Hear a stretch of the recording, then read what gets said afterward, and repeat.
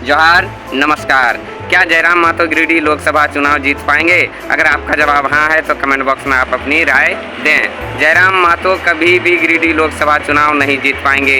जी हाँ दोस्तों, ये मैं नहीं कह रहा हूँ, ये जयराम के विरोधी कह रहे हैं। तो इस बात में कितनी सच्चाई है, आइए इसको एक विस्तार पूर्वक समझने की कोशिश करते हैं। तो वीडियो के अंत तक बने रहिए, कसम से बहुत मज़ा आएगा। जब से जयराम महतो ने गिरिडीह लोकसभा चुनाव लड़ने का ऐलान किया है, तब से जयराम के विरोधियों की आंखों की नींद उड़ चुकी है। विरोधी बौखला गए हैं और विरोधियों में हड़कंप मच गया है। तो जयराम महतो के विरोधी कह रहे हैं कि जयराम महतो कभी भी गिरिडीह लोकसभा चुनाव नहीं जीत पाएंगे, क्योंकि जयराम महतो अभी राजनीति में बच्चा हैं। अभी जयराम महतो लोकसभा तो दूर की बात है, लोकसभा जितना कोई बच्चों का खेल नहीं है, कोई आम खेल नहीं है, क्योंकि जयराम महतो अभी तक एक वार्ड पार्षद का भी चुनाव नहीं जीते हैं, ना पंचायत समिति का चुनाव जीते हैं, ना मुखिया का चुनाव जीते हैं और ना जिला परिषद का चुनाव जीते हैं।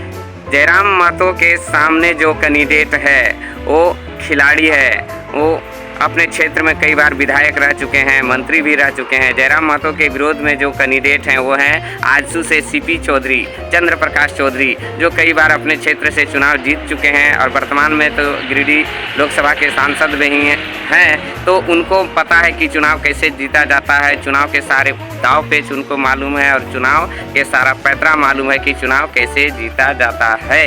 और ठीक उसके बगल में जेएमएम से मथुरा प्रसाद महतो हैं, ये भी कई बार अपने क्षेत्र से चुनाव जीत चुके हैं, इनको भी चुनाव के सारे दाव पेच मालूम है, काफ़ी अनुभवी खिलाड़ी हैं। और जयराम महतो अभी राजनीति में अनाड़ी हैं, ये जयराम महतो के विरोधी कह रहे हैं। तो जयराम महतो जो हैं और जयराम महतो के जो समर्थक हैं वो कह रहे हैं कि इस बार हम लोग गिरिडीह लोकसभा चुनाव 100% जीत रहे हैं। तो गिरिडीह लोकसभा चुनाव में जो जनता है और जनता का जो रुझान आ रहा है सोशल मीडिया में, आप भी देख रहे हैं, हम भी देख रहे हैं, वो सब लोग कह रहे हैं कि इस बार जयराम महतो को कोई नहीं रोक पाएगा। जयराम महतो के समर्थक और JLKM के वरीय उपाध्यक्ष ने कुछ दिन पहले कहा था गिरिडीह के एक सभा में कि ये लोग 60 साल का बूढ़ा काढ़ा है और झारखंड का जो मुद्दा है वो जो भी खेत है, अगर जनता इसको फिर से चुनाव में जिता करके लाती है तो ये चल नहीं पाएंगे, एकदम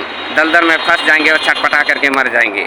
और ये लोग 60 साल का मतलब खखरी धान है और खखरी धान को अगर खेत में बार बार बुनिएगा तो धान नहीं होगा, इसलिए अबरी हम लोग 30 साल का काढ़ा और हाइब्रिड धान लेकर आए हैं जो खचखचा के चलेगा भी दल खेत में और धान भी अच्छा होगा, ऐसा जयराम महतो के समर्थक कह रहे हैं। और जयराम महतो को सभी समुदाय के लोगों का समर्थन मिल रहा है, पुरुषों का भी मिल रहा है, नारी शक्ति का भी मिल रहा है उनका समर्थन, युवा शक्ति का भी समर्थन मिल रहा है और प्रवासी मजदूरों को भी समर्थन मिल रहा है। प्रवासी मजदूर अब चल करके आ रहे हैं सोशल मीडिया में, आप भी देख रहे हैं, हम भी देख रहे हैं कि जयराम महतो को माने आर्थिक रूप से मदद करने के लिए और वोट भी देने के लिए लोग आ रहे हैं और अपना बात को सोशल मीडिया में रख रहे हैं। लोग जब उससे पूछते हैं, पत्रकार बंधु पूछते हैं कि भैया आप किसको समर्थन करेंगे, तो लोग खुल के बोल रहे हैं कि हम लोग सिर्फ जयराम महतो के लिए अपना काम छोड़ करके, अपना तनख्वाह छोड़ करके आए हैं और जयराम महतो को हर हाल में जिताएंगे। और जयराम के समर्थक कह रहे हैं कि इस बार जयराम महतो को 7 लाख पार मतों से हम लोग विजय हासिल दिलवाएंगे।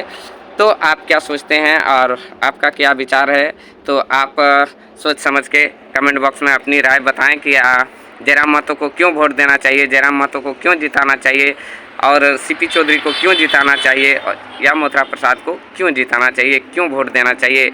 इन तीनों में से कौन बेहतर कैंडिडेट है, कौन प्रबल दावेदार है, किससे आपको लगता है कि इस क्षेत्र का विकास हो सकता है, चौमुखी विकास हो सकता है, आपके बच्चों के भविष्य के लिए अच्छा नीति बना सकता है, और कौन है जो आपके सुख दुख में हमेशा खड़ा रहने वाला नेता है।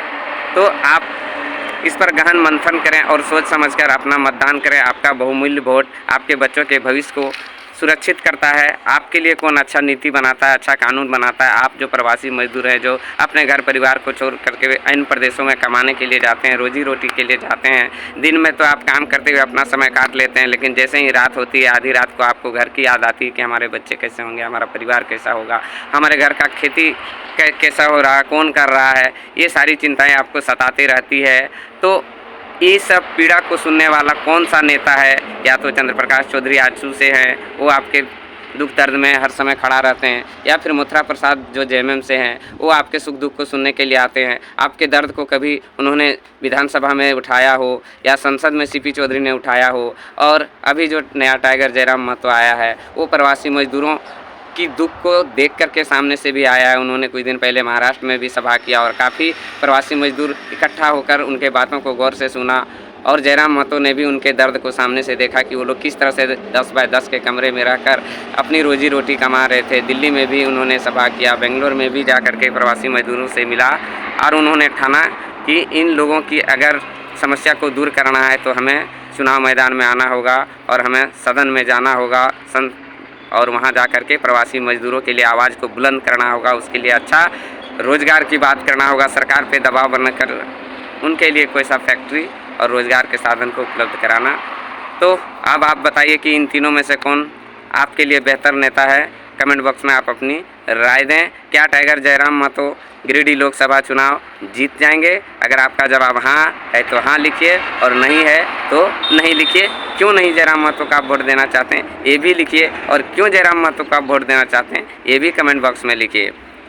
ठीक है, धन्यवाद, जय हिंद।